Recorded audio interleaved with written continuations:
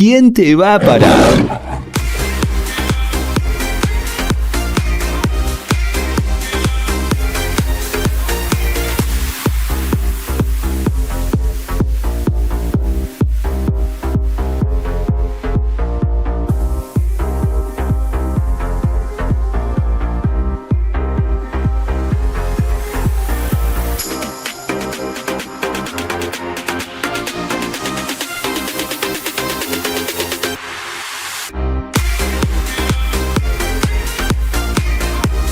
...36 pasados de la hora, ya tenemos con nosotros a nuestro lado al señor Agustín García Piguini. Mirá cómo te presento, Agustín, bienvenido.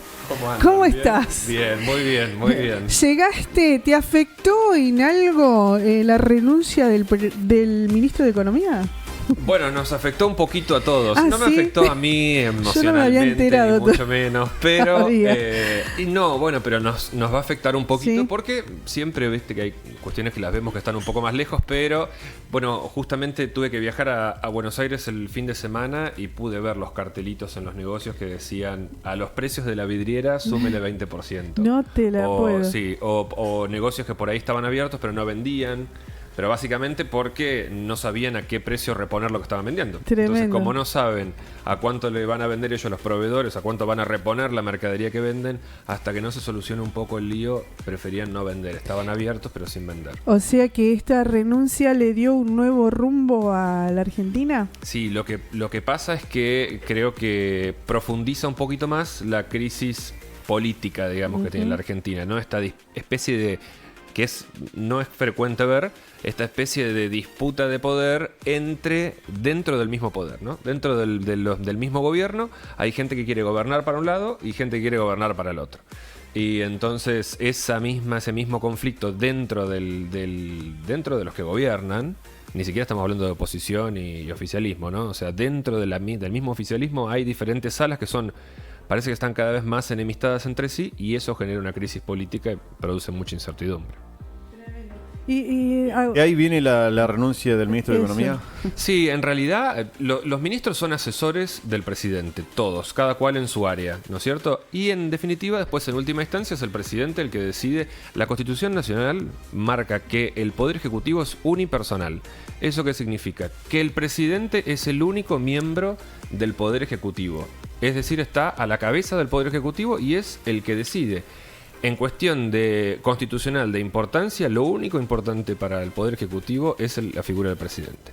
El resto son asesores, son gente que acompaña, son parte del equipo, pero no tienen el poder de decisión que tiene el presidente. Entonces, el ministro de Economía asesora, da su punto de vista, está encargado de ese sector, igual que el resto de los ministros. El ministro de Educación en lo suyo, el ministro de Turismo en lo suyo, el ministro de Desarrollo en lo suyo.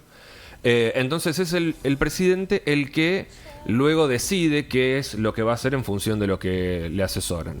Creo yo que el ministro de Economía que estaba antes un poco se ha desgastado, digamos, por este conflicto entre el presidente y el vicepresidente, que ya les decía recién, no es algo normal, porque el Poder Ejecutivo está a cargo del presidente, es unipersonal. El presidente es el Poder Ejecutivo.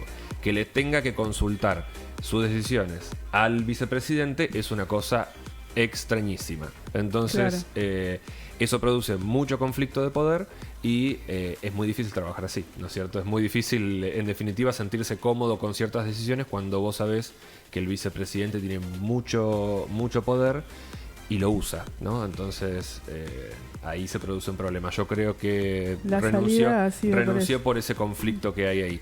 Más que tampoco no fue ninguna gestión brillante, ni mucho menos, ¿no?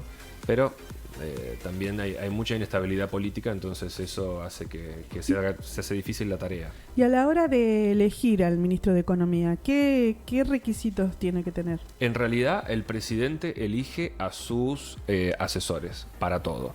El presidente, lo digo de nuevo, el Poder Ejecutivo es unipersonal, entonces el presidente elige el equipo que quiere que lo acompañe según su criterio. Muy probablemente, si el país está en una situación económica, elegirá un determinado ministro de Economía. Si está por ahí queriendo orientar la economía hacia otro lado, elegirá otro nombre. Por supuesto que un Guzmán no maneja la economía como la manejaría un Milei, o Redrado, o Pratgay. O sea, cada cual tiene su inclinación y depende del momento de la Argentina, uno va a elegir a uno o a otro. No hay un requisito específico en cuanto al académico, decir, bueno, tiene que ser de tal manera. El presidente elige a sus acompañantes, digamos, a sus asesores, a sus ministros. Ese grupo lo forma él. Pero bueno, esta anormalidad que vivimos en Argentina hace que el presidente tenga que negociar con el vicepresidente, una cosa inédita, la formación de su equipo de confianza, ¿no? Entonces, es como que yo le vaya a decir a usted que, ¿no es cierto? Que le vaya a decir a usted quién tiene que trabajar en su casa o quién no. O sea, gente por ahí que es de mi confianza en lugar de la suya. Entonces eso produce muchos conflictos internos. Rispidez. Bien. ¿Y el aumento del dólar, Agustín, fue a consecuencia de este cambio? Bueno, la economía es una ciencia social. Siempre lo decimos. Entonces, cuando cambian las percepciones, cuando yo puedo presentir que algo va a pasar, el argentino históricamente agarra y se refugia en el dólar, porque en definitiva, por las dudas, exactamente. Entonces la gente dice, bueno, lo vieron ayer, récord de compra en el dólar, dólar ahorro, que es el que nos vende el banco, el límite de $200. En récord. ¿Por qué? Porque la gente dice, antes de que asuma, vieron el dicho mejor loco conocido que el loco por conocer, entonces dijeron, va a cambiar el ministro de Economía, no sabemos qué viene, entonces vamos por las dudas a resguardarnos y después vemos. Entonces el dólar se dispara justamente por esta falta de confianza en la situación actual y dicen, mejor que si llega a haber alguna inestabilidad, mejor que si llega a haber algún lío ahí con el ministro de Economía nuevo, mejor que me agarre con dólares en el bolsillo y no con pesos. Por más poquito que sea, compré 100, compré 50, compré lo que sea, pero prefiero que me agarre con dólares a que me agarre con pesos.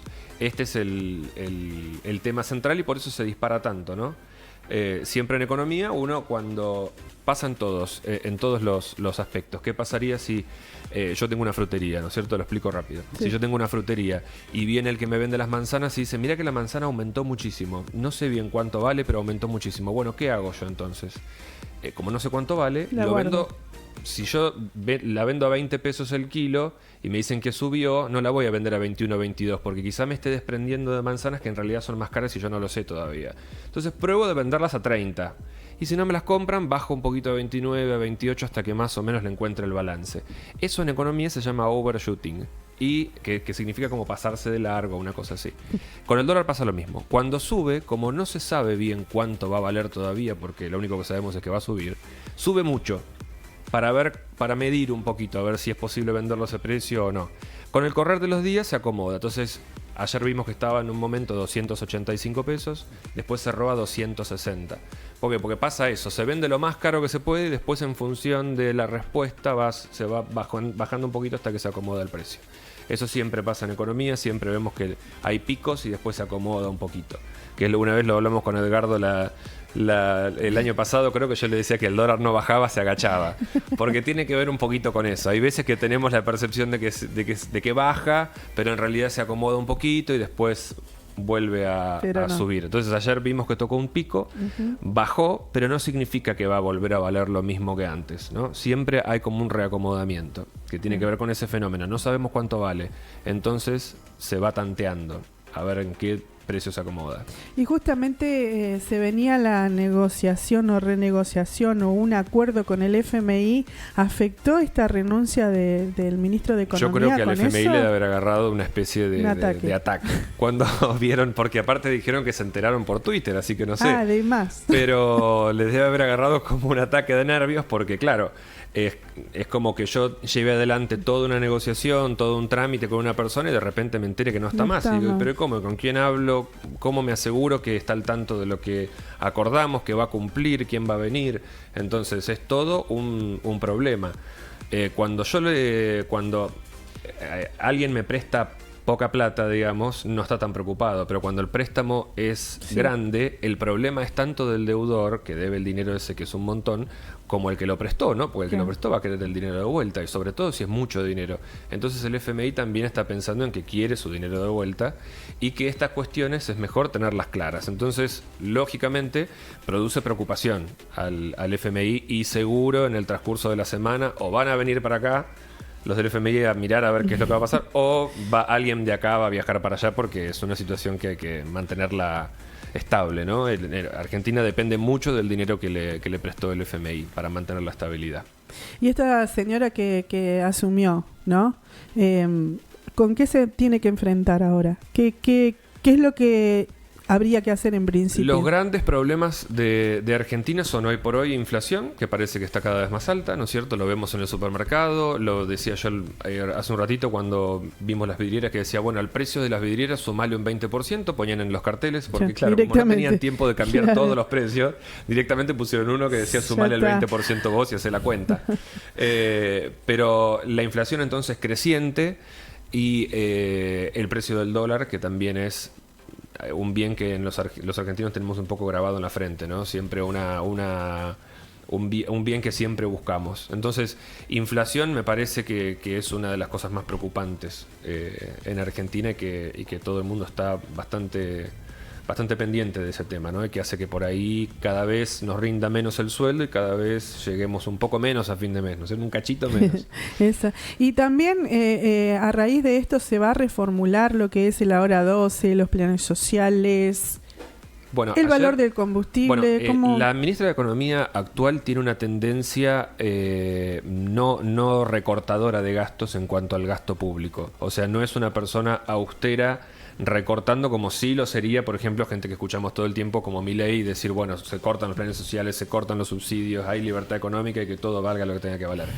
Esta Batakis está en las antípodas de eso. Entonces yo creería que la Hora 12 va a seguir funcionando porque es una medida que se ha tomado en el gobierno de Cristina Kirchner y me parece que la orientación viene por ese lado, sobre todo teniendo la sospecha personal de que la ministra la eligió ella en realidad. Entonces creo que estas cuestiones se van a mantener. Sí, el tema de las tarifas que ya estaba planteado creo que va a seguir siendo así. El tema del subsidio a las tarifas y la quita de subsidios a las tarifas va a seguir siendo así. Pero Ahora 12 va a continuar, los planes sociales creo yo que van a continuar. Hay un tema ahí sobre quién los va a manejar que es un tema aparte, pero Cristina está un poco renegando de que los planes sociales los manejen las agrupaciones, Grabois, Pérsico, esta gente que a veces vemos en la tele. Cristina quiere que los planes sociales los maneje el gobierno, no las organizaciones sociales, por una cuestión de que representan muchísimo dinero. Y el dinero sigue al poder, ¿no? Donde hay mucho dinero, hay mucho poder. Entonces, cuando las organizaciones sociales manejan tantos planes y tanto dinero, Cristina siente que está cediendo un poco de poder. Exacto. Entonces, ahí los va a querer de vuelta. Pero no creo que haya recortes, sí una reestructuración en cuanto a quién dependen esos planes. Pero no creo que haya recortes en los planes sociales.